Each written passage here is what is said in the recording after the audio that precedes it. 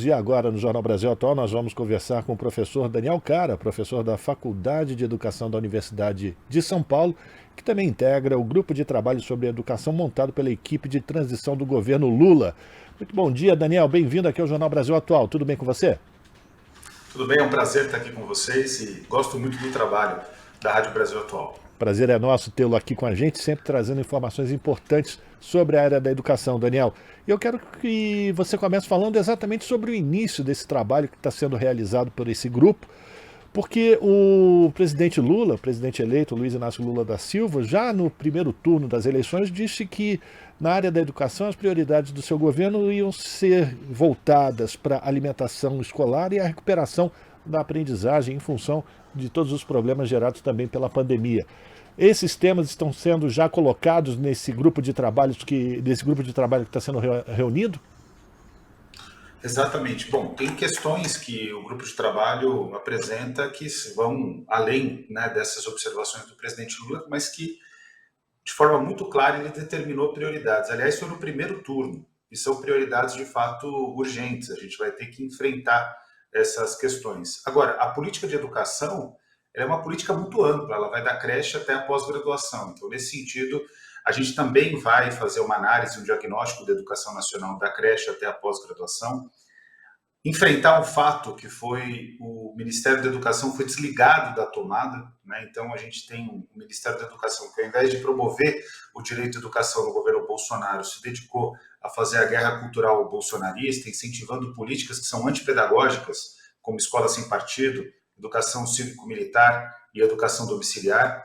E a gente decidiu enfrentar essa tarefa, enfrentar a tarefa de fazer esse diagnóstico e para além disso, apresentar sugestões. Agora, os dois primeiros passos, as duas questões que o Lula trata como emergenciais, e ele tem toda a razão, desde o primeiro turno, é importante destacar que é desde o primeiro turno, porque a imprensa, numa tentativa, né, a imprensa é uma parte da imprensa, obviamente, não se trata de vocês que são, de fato, dedicados à promoção da democracia, mas uma parte da imprensa brasileira começa a dizer que esses temas estão sendo agendados a partir do segundo turno. Não é verdade. Desde o primeiro turno, o presidente Lula, que tem muita sensibilidade com a área de educação, ele determinou que a alimentação escolar tem que ser aprimorada.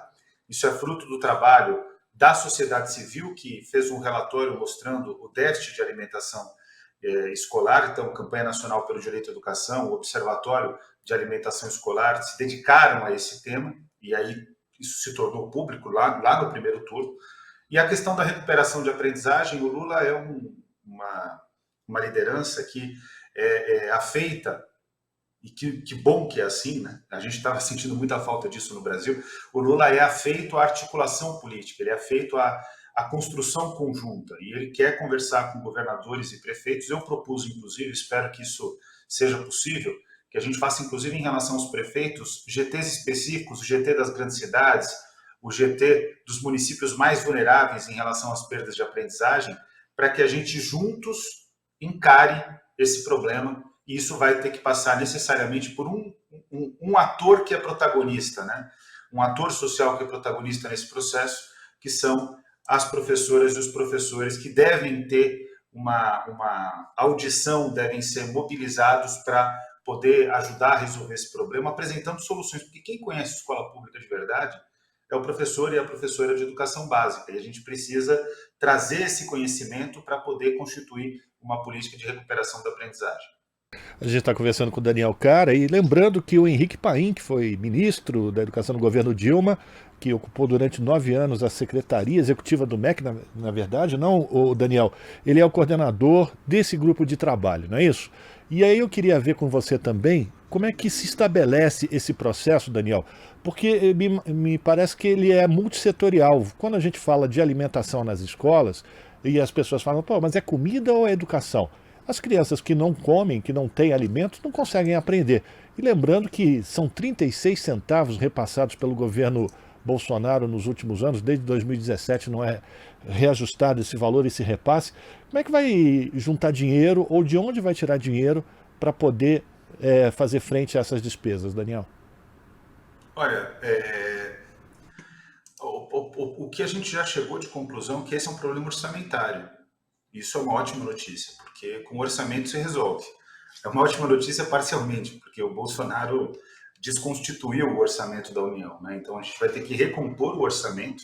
Essa tem sido a palavra mais falada no debate sobre a transição. A gente vai ter que recompor o orçamento, reconstruir o orçamento e a partir dessa reconstrução orçamentária a gente vai ter que encontrar o espaço para alimentação escolar. Quero trazer aqui boas notícias. Tanto a CONTAG como também o MST, eles têm produção suficiente para escoar, para garantir alimentação escolar de qualidade a partir do próximo ano. Então, é uma questão orçamentária. Eu vou dar números para vocês. Você, com correção, apresentou o valor de 34 centavos. A depender da etapa, da modalidade da educação básica, é um pouco mais do que isso, chega até 55 centavos. No estudo do custo aluno-qualidade, e vou trazer aqui um dado que é estarrecedor, desde 2018, a gente diz que é preciso R$ 1 de alimentação escolar diária. Vou dar um outro número para vocês, que é um número impressionante. Em Portugal, são 11 euros de alimentação escolar diária para os alunos da educação secundária, que ali seria uma parte dos anos finais do ensino fundamental e uma parte de todo o ensino médio aqui para nós no Brasil. Então, o Brasil tem um déficit muito grande de investimento em alimentação escolar, mas nós temos uma vantagem que Portugal não tem. Nós temos uma vantagem que a Europa não tem, os Estados Unidos não tem. Nós temos uma grande produção orgânica que é feita tanto pela Contag como pelo MST, e nós temos que ter muito orgulho, não só do que eles representam em termos de mobilização social, mas a gente tem que ter muito orgulho em relação àquilo que eles representam em termos também de logística, de produção agrícola, de qualidade, de agricultura orgânica, garantindo a soberania alimentar brasileira. Então, para nós, fazendo todos os estudos, é uma questão logística que é facilmente resolvida por um investimento orçamentário adequado. Então, esse é o caminho que a gente vai ter que trilhar. A gente está conversando com o Daniel Cara, e Daniel, você falou que é importante que sejam escutados os professores, as professoras da rede pública, porque eles e elas é que sabem exatamente como é que funciona todo esse processo. Mas existe também uma crítica que está sendo colocada nessas reuniões desse grupo de trabalho da equipe de transição do governo Lula, que diz respeito à participação de entidades, enfim, representantes do ensino privado nesse processo. Como é que você está avaliando essa participação? A presença deles está colocando algum tipo de indução das políticas educacionais para a área privada em detrimento da área pública?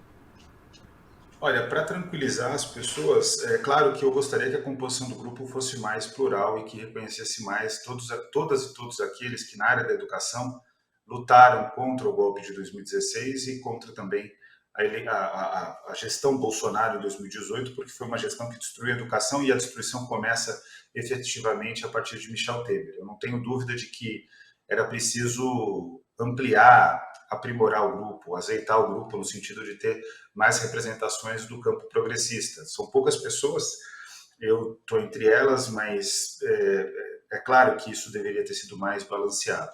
Porém, e esse é um dado extremamente importante, durante a reunião, nenhuma das pessoas e das entidades que apoiaram o governo Temer e que ocuparam o governo Temer, apresentaram a reforma do ensino médio, a Base Nacional Comum Curricular, teve coragem, nenhuma pessoa teve coragem de fazer a defesa da reforma do ensino médio. Pelo contrário, as falas mais enfáticas foram críticas, e mesmo essas entidades reconheceram que era preciso, no mínimo, aperfeiçoar a reforma do ensino médio. Eu considero, e essa é a minha posição, que é preciso fazer um diagnóstico, uma leitura do que é a reforma do ensino médio e tomar a medida necessária, porque, de fato, a reforma do ensino médio gerou caos nas escolas brasileiras. Sobre privatização, é importante frisar que esse grupo não é um grupo que dentre as entidades que compõem esse espectro, né, mais privatista, eles não são defensores de matrículas privadas, de privatização de matrículas. Eles são defensores de uma lógica privada,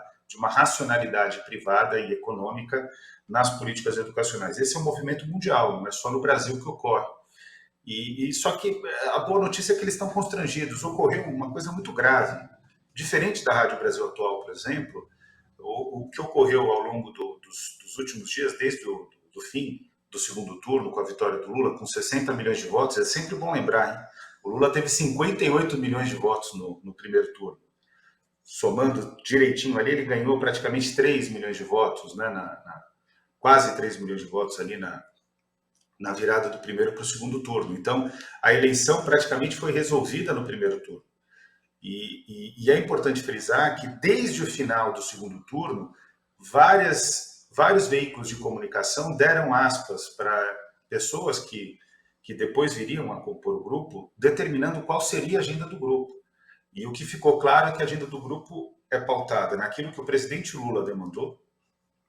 Isso não pode ser descartado, porque foi a pessoa com quem foi a pessoa extremamente consciente sobre as questões educacionais, que determina quais são as prioridades em termos de emergência, duas emergências, a alimentação escolar e a questão da recomposição da aprendizagem, mobilizando governadores e prefeitos. Isso é da liderança do Lula, a gente tem que executar, porque é de fato uma pessoa que sabe o que acontece no país e mereceu todos os votos que recebeu.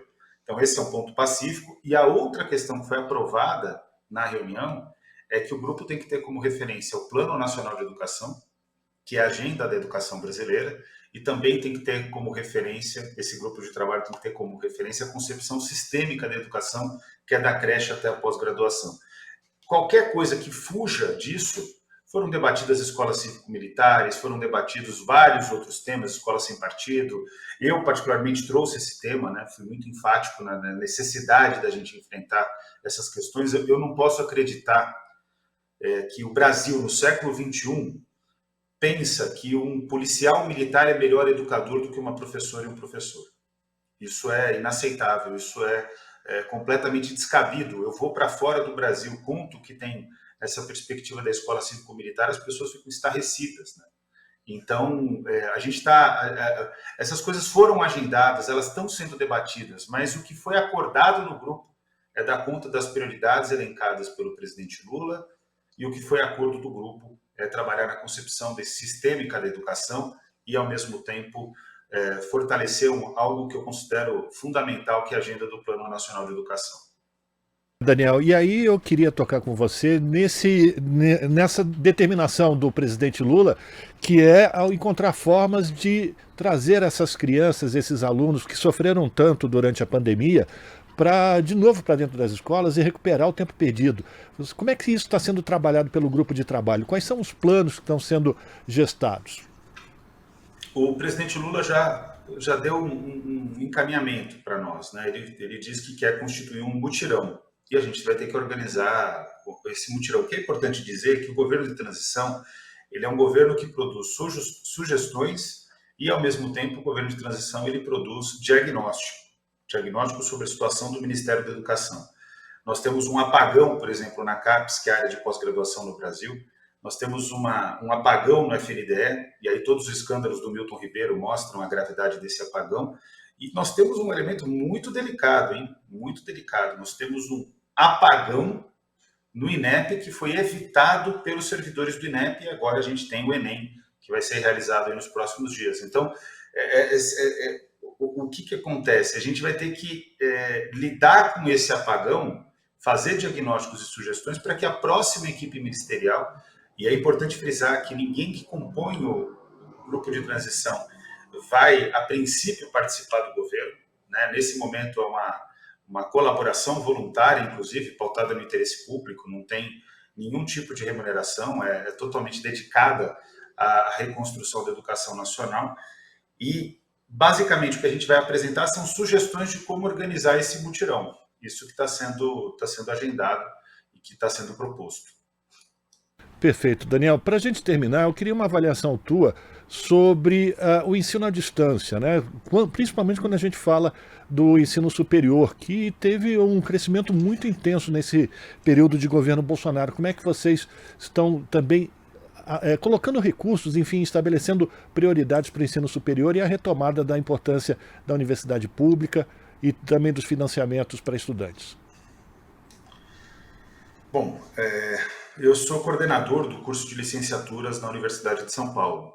Nós, nesse semestre, estamos formando 2.761 professores e professoras e 808 pedagogas e pedagogos. Então, eu acompanho bastante na prática agora, né? Antes eu era uma liderança da sociedade civil, hoje sou formador de professores, e eu acompanho na prática como se dá esse processo. Eu vou dizer de maneira muito enfática aqui, bastante clara. Não existe qualificada formação de professora e professor por meio de educação à distância. Vou repetir. A qualidade da formação do professor e da professora não pode se dar pela educação à distância, por um motivo bastante simples. Inclusive, assistindo os professores dando aula, você consegue aprender a dar aula. Você interagir com os seus colegas te ajuda também a desenvolver metodologias. Eu dei aula na terça-feira de Educação Comparada, concluindo um módulo do curso, e as alunas apresentaram o que o mundo tem feito em relação a aplicativos de apoio à educação. E a conclusão que elas têm, e discutiram isso em profundidade, estudaram, analisaram textos científicos, a própria experiência delas, a conclusão que elas têm é que a ferramenta digital ela pode ser utilizada como instrumento, mas ela não pode ser o fim formativo. E toda essa estratégia de educação à distância, de aplicativos, é uma estratégia de enfraquecimento da profissão docente. Então, eu vejo com bastante preocupação. Esse foi um tema que foi bastante abordado na reunião do grupo de trabalho. Não é encarado como prioridade, porque as duas prioridades foram dadas pelo Lula, né? Então é importante frisar isso. Mas o que eu vejo de maneira muito, muito enfática é que esse grupo de trabalho ele tem consciência, mesmo essa parte aí do setor que defende uma lógica racional diferente da lógica pedagógica, todos concordaram que era preciso resolver essa situação e reduzir drasticamente os custos de formação de professores por educação à distância. Isso é uma novidade, porque até o governo Bolsonaro, uma parte significativa desse setor era defensora da educação à distância como estratégia de formação. Então, as coisas estão mudando, né? Mas é importante sempre lembrar, o Brasil viveu um momento muito dramático. O Brasil viveu um momento em que a sociedade brasileira ela embarcou num delírio coletivo chamado bolsonarismo. E antes disso, ela embarcou num delírio coletivo que resultou no impeachment, que na minha opinião, e aí eu falo como cientista político, se trata de um golpe que tirou da presidência da República uma mulher com conduta completamente honesta, uma mulher seríssima, extremamente comprometida com o Brasil, que poderia ter erros e poderia ter equívocos ali pontuais na sua gestão, mas que fez muito bem para esse país, que foi a Dilma Rousseff. Então, o que acontece? A gente agora vai desembarcando do delírio coletivo, mas o desembarque é praticamente cada pessoa tomando consciência sobre o que devem ser as prioridades do país. E a educação à distância, que antes tinha um forte apoio, hoje já é algo que é tratado como sendo um caminho completamente equivocado.